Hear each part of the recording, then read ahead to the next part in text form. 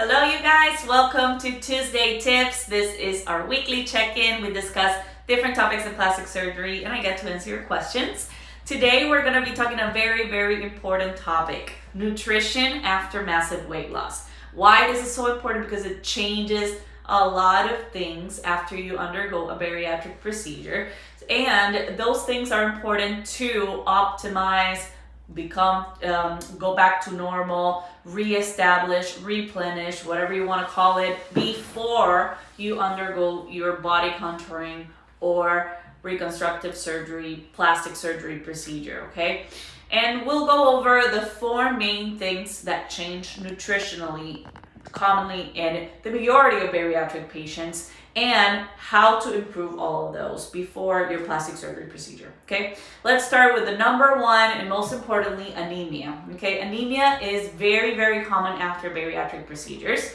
Bariatric procedures include any procedure that restricts or malabsorbs to the main goal is for you to lose weight. There are four main procedures commonly performed bariatrically. One is the gastric band, which is a band that you put in the upper part of the stomach to restrict the amount of food that goes into your stomach. That balloon can be inflated and deflated. So it's the least invasive because there's not cutting of the stomach, but that one, it has the highest rate of recurrence or regain of the weight, okay?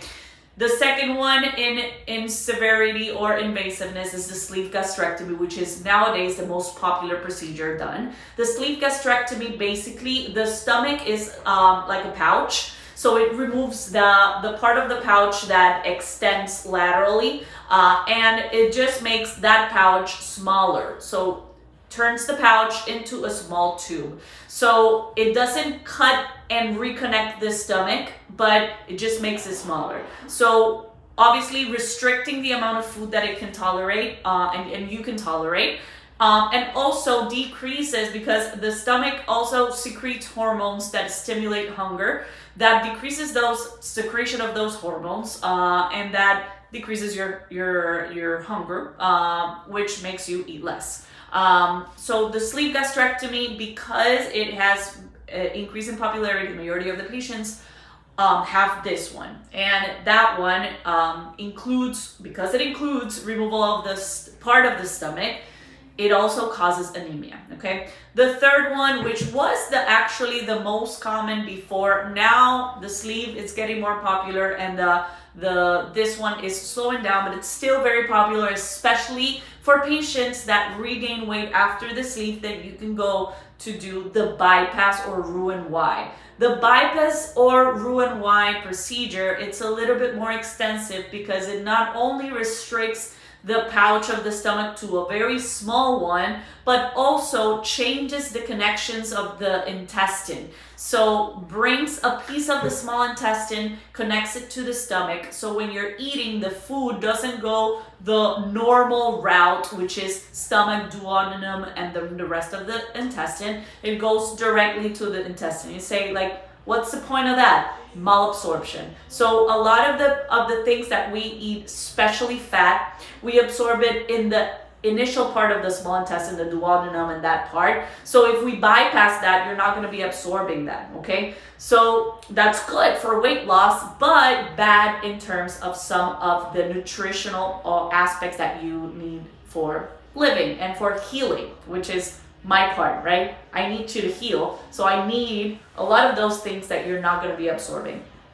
And the more aggressive form of bariatric procedure is the duodenal switch. So that one is basically completely, the others are a combination of either restrictive or malabsorption. This one is mainly malabsorption. So basically everything that you're eating, your body's not absorbing much of it, okay? So you lose a lot of weight, but the nutritional implications and deficiencies are very important to target, and for you to follow up with your bariatric surgeon and nutritionist so you can optimize that, okay?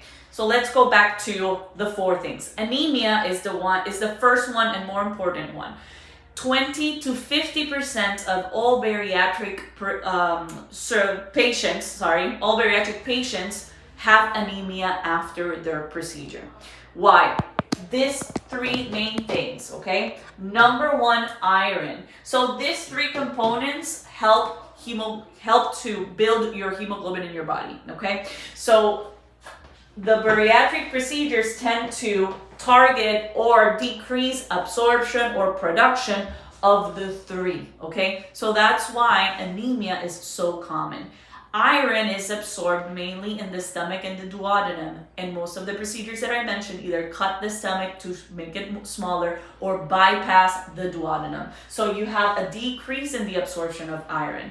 The number two is vitamin B12. Vitamin B12 is absorbed in the duodenum, and for us to absorb it, the stomach needs to secrete something called the intrinsic factor that attaches to the vitamin B12 and the duodenum absorbs it. So two things affect the B12. We don't have it, or it's not that we don't have it, but we have a lot less intrinsic factor after a bariatric procedure because the stomach, it's made smaller. And if you bypass the duodenum, then we're not absorbing it, okay? And folic acid is also absorbed in the duodenum. So all of these three decrease drastically. And also because you're eating less, the intake of all of these components decrease, okay? So the anemia, like I said, 20 to 50%. So a lot of the patients have this. So it's very, very important to make sure that your anemia is controlled before surgery. This surgery, you will always have bleeding. There's no way of making it zero blood loss. We make it that the blood loss is less and we try to control the bleeding, but there's always going to be bleeding. And for you to heal, we need hemoglobin, okay? So we have to account for a little bit of blood loss that will happen, and then afterwards that drop in hemoglobin, it's not severe, that you can still have circulating oxygen in your body to heal, okay? So this iron, it's important to check your ferritin levels, iron levels before the surgery, not only your hemoglobin levels, okay? Because this is going to affect the production of hemoglobin after your surgery. So all of these components need to be under normal limits, not only your hemoglobin, okay? Fat-soluble vitamins. So the fat-soluble vitamins are A, D, E, and K. All of this, like I mentioned, the duodenum is where we absorb the fats, and the majority of the bariatric procedures, we're bypassing the duodenum. The food is not getting there, which is good because we don't want to absorb fat. We lose it. That's perfect. We lose the weight, but we also lose these four components. What do? Vitamin A is very important in our vision. Also hair, so you can get dry hair when vitamin A goes down, and it also helps with healing, okay? Vitamin D, it's basically helps with calcium, so it's more in a bone. So a lot of bariatric patients have problems with osteoporosis or bone loss after surgery. So it's very important to reestablish that vitamin D and calcium levels. E, vitamin E is super important in our wound healing, okay? So we have two strikes there, okay? These two are extremely important in wound healing, so we need to reestablish that. And vitamin K is actually for blood clotting, okay? So if you have low levels of vitamin K, you're prone to bleeding, bruising more. So that is no good for surgery. We don't want the extreme of blood clots, but we need clotting because if not, we get too much bleeding, okay? So vitamin K needs to be under normal levels. Protein malabsorption, because everything, like I said, stomach is smaller, bypassing the duodenum, we get protein malabsorption as well. Protein, albumin is extremely important for healing. All of the pieces of the puzzle that come together to bring the collagen to heal the wounds are made of protein, okay? So of all of this one is actually the most important. How do we check that? Two things on the blood. We need to check albumin levels and pre-albumin levels. Albumin levels, even though they're normal, pre-albumin, it's more specific for before the surgery to have under normal levels for wound healing to be better, okay? And we think always about anemia, vitamins, and proteins, but also there are some minerals that are essential for wound healing. And all of this are included. If you take your multivitamin daily, they usually have all this, and you can check in the little box of your multivitamin: selenium, copper, zinc, magnesium, and all of these are extremely important in wound healing. So it's important to take your multivitamin before the surgery for bariatric patients specifically, so we can get all those minerals optimized before the surgery. Okay, important to follow up with your bariatric surgeon or nutritionist before the surgery, so you can get your blood work done. Okay, the blood work that I send specifically is for anesthesia risk. Okay, but there are things that bariatric patients specifically need to check that we don't check for anesthesia, because anesthesia is a different game, right? We check your hemoglobin, we check your clotting labs, we check your liver, your kidneys, and all of those things are extremely important, and of course I'm going to check them, but they're not related to your specific procedure. And that is why these are important to be checked before by your primary care, your bariatric surgeon, your nutritionist, whoever is that is prescribing you your supplements, your iron, checking your B12, checking your labs annually to make sure that everything is in normal levels before you come to surgery. Very common, or unfortunately not common, but very very noticeable after surgery is a bariatric patient that opens wounds and we treat it and it's not healing, and then we go ahead and do this labs and we show like the selenium or the copper or the zinc is very low and we need to replace that. Okay, there are some protein shakes and supplements that are very good that can be added in the recovery of bariatric patients. They're called Juven. They come in like a little packet. They come in powder form as well. They're very good for the protein malabsorption part, to keep that protein level and help with the healing. I'll take some questions now. Yay! We have plenty. Okay, if my roommate smokes vape pens, but I don't, okay, what are the chances I will fail nicotine test before surgery? I mean, if you are secondhand receiving that smoke, very high, unfortunately. So it's very important that for 30 days before your procedure, you ask your roommate to either do it in the balcony or go outside, or if he's doing it in the house, then you go outside and kind of take turns, because if you are receiving that secondhand smoke, you probably are going to test positive, which means that I will have to cancel your procedure or postpone it because the risk of having complications is too high. Okay, what does the scarring of an arm lift look like? So the arm lift scar tends to go from the elbow to the armpit, and basically I try to put it in the lower inner part of the arm, which means that if I'm standing like this, the scar will be like in the lower part of the upper arm, so you won't see it. Of course, if you are with your arm down and rotated internally, you may see it from the back. How it heals, that's dependent on each person and their post-op care. I've seen all of the types of brachioplasty scars, very thin, almost unnoticeable, and thick dark scars. The problem with the arm lift scar and the healing is the tension that it involves, because the arm is a cylinder, so the swelling tends to put tension directly on the healing, which may make the scar become thicker and wider. Can you discuss salt intake and sodium? So it's very important to limit the salt intake after surgery, or sodium. The reason for that is the swelling. Okay, so after surgery, you're going to be in a pro-inflammatory state. So the amount of fluid retention increases. You say, I've always eaten this amount of salt. Why now I eat salt and I'm getting so swollen?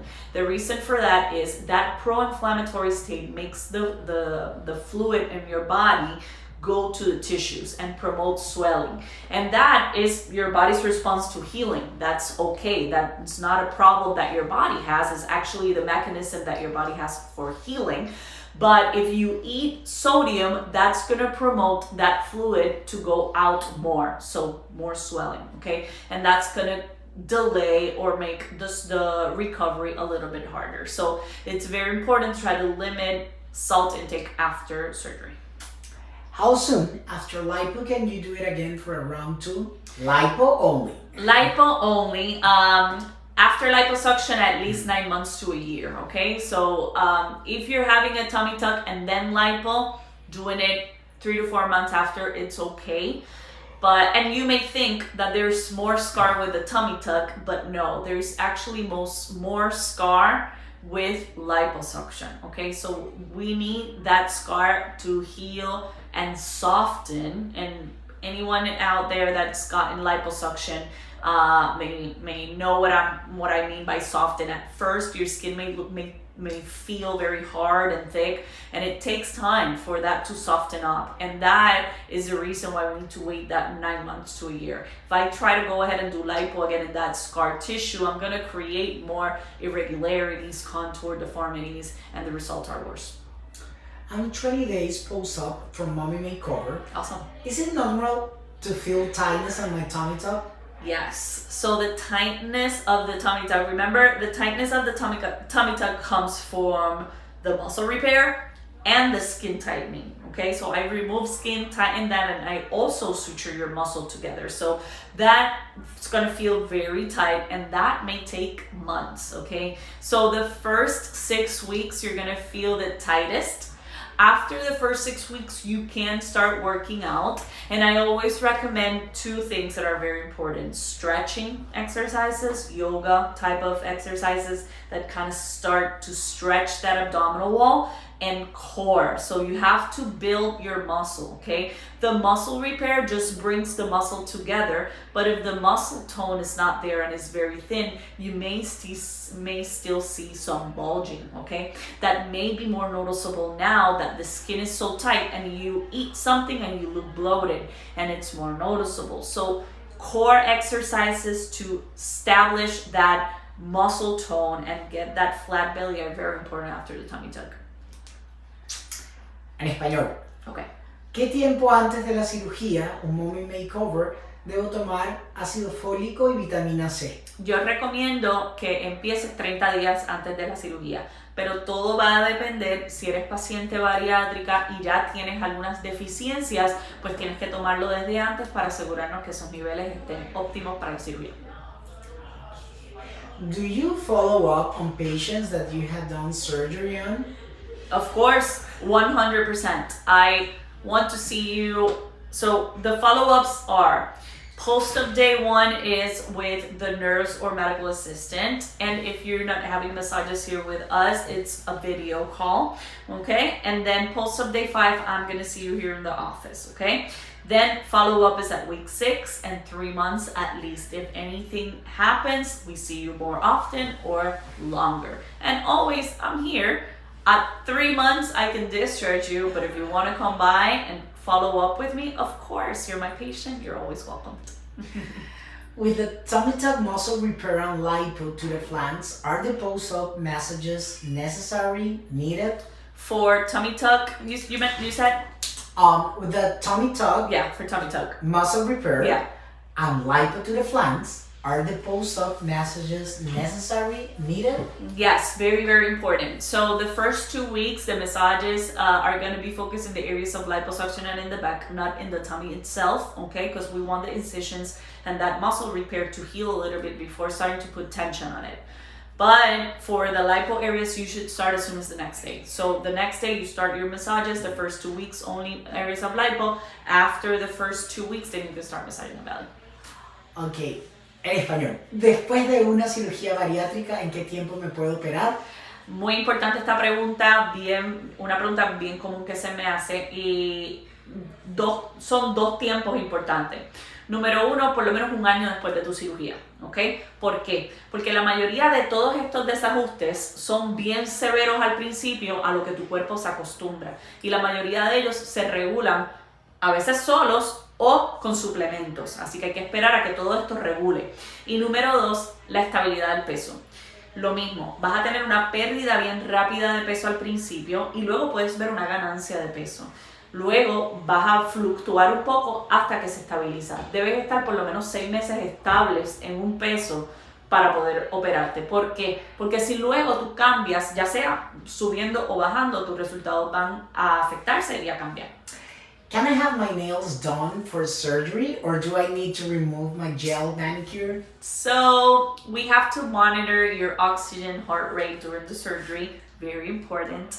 So the way that we monitor that is through a device and a pulse oximeter that we put in a finger, okay? So that may affect if you have dark color like this, okay? So it's better to have at least 2 nails, one on each hand, that are not with any cover, or especially if you have long nails, we can't put the device and we can monitor you, okay? So it's for one nail on each hand at least without anything, so we can safely monitor you and we don't have any disturbances.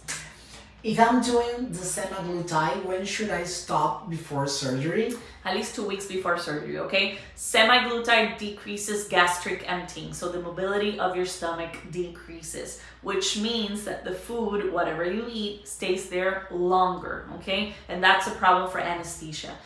When we go in anesthesia, you have to be without eating for 8 hours. In a normal person, that makes the stomach be empty for surgery. In a semaglutide patient, we don't know. Probably it's not empty. You still have food there, which means you're increased risk of aspiration. So when we're doing the intubation, that food goes to your lungs, and that's very dangerous, okay? So very important to stop semaglutide 2 weeks before surgery at least. And then after surgery, I want you eating, okay? I want you getting calories, proteins to heal and recover. So I don't want you on semaglutide for at least 30 days to have all those calories in. After the 30 days, then it's up to you. ¿Las personas con fibromialgia y lupus pueden hacerse una manga gástrica? La cirugía bariátrica, eso tienes que consultarlo con un cirujano bariátrico porque esa no es mi especialidad, pero la parte reconstructiva, yo no opero pacientes con lupus activo o que estén en medicamentos de inmunosupresión debido al lupus. ¿Por qué? Porque no pueden sanar bien, ¿okay? Ese es el problema. Entonces la cirugía de reconstrucción requiere muchísimas incisiones, que va a ser mucho más problemático en el futuro de tener esas heridas abiertas, infectadas, y es muy peligroso. Fibromialgia no es una contraindicación después de que estés controlado. I'm traveling to Miami to you, Dr. Vidal. Does your clinic offer the post-op, or do you have any recommendation for massage places? So we have a lot of recommendations, so you can talk to your coordinator to get all those recs in. But we have an in-house massage therapist that if you want to come to Pure and have the massages here, it's available depending on her availability, of course, but you can ask your coordinator to schedule with her. We have an association with a hotel that you can that has pricing if you want to stay in that hotel. Is very close by, it's less than 10 minutes from Pure, so that's an option too. And we have post-op recovery and pre-op and post-op recovery teams, Make It Pop, that can assist you in the pre-op process and also during the post-op, and they have some alternatives for post-op as well. So definitely call your coordinator right through Clara, and they can help you out with all those details. Okay, more questions. This is on fire today. Awesome. What do you recommend for vitamins or supplements after the surgery, and when should they be taken? So all patients, I recommend to start vitamin C, vitamin B12, iron, and folic acid 30 days before the surgery, okay? And that you are going to continue for 2 weeks after the surgery. If you are a bariatric patient and you are in other supplements, we can discuss and I'll let you know which ones you need to stop or continue. But every patient, it's going to be started in all of those that I mentioned. ¿Puede explicar una thigh lift, la incisión? La incisión del thigh lift, hay dos opciones básicamente. So, dependiendo de dónde esté, si aquí está la rodilla, Si el exceso de piel es solamente aquí, la incisión se puede esconder en el pliegue solamente. Y básicamente estirar esto hacia arriba, removiendo eso y escondiéndola acá.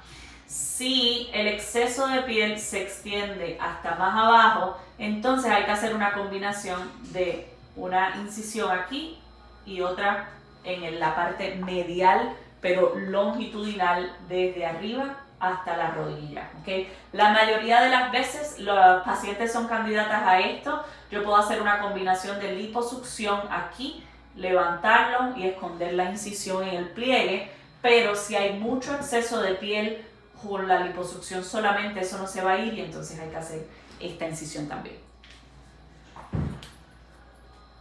Can you do a video talking about round 2 BBL? I want to come back. That's awesome. Yeah, that's a very good idea. I can definitely do that next week. Okay, and the same patient asks, if I'm going for round 2, how long I should wait? Round 2, at least 9 months to a year. Okay, same thing as the lipo part. We need to wait for all that scar tissue to soften up before going ahead and doing another round. Awesome. Thank you guys. I hope this helped out understand a little bit about the bariatric procedures and what things nutritionally are extremely important for those patients. If you have any questions, always give us a call or send us a message through Claire, and we'll definitely answer your specific question regarding your nutrition, your supplements, or anything specific that your doctor recommended. And thank you for joining. Thank you for all those amazing questions. I'll see you guys next week with Tuesday Tips. Take care.